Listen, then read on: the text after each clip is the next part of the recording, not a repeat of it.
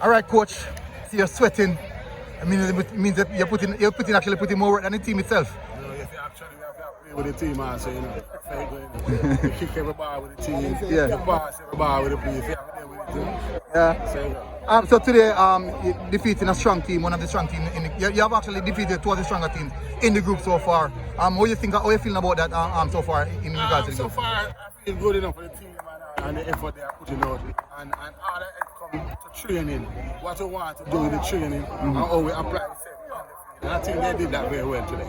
As the season prolongs, it seems that this Dinthill team is getting better and better as per games. What are the contributing factors to that? Training and before, from my time in the pep talk, you know, you see, when you talk about unity, you talk about strength as you go along. You know, training bring performance bring winnings. Yeah. You understand? So that's what I think we put in the group, and I think they are applying themselves to it. Two players that the coach a while ago spoke about, the opposition coach, he said that Tyrese Go and Affleck really caused them a lot of problems. Even though Affleck didn't score, his movements in and around caused a lot of problems. Tyrese Go with his finishing in the final third.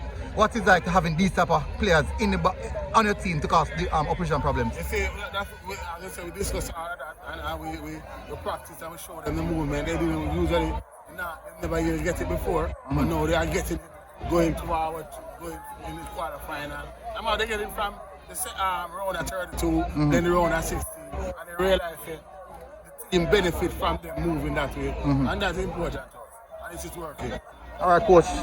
Practically, you guys are in the Champions Cup. What are you looking forward to seeing in that competition? What's the aim of that competition? I said we have to take the next match first, and we have to do the next match, and we have a team more Champions Cup. All right. I think we'll be able to get the team rested more. We have enough rest.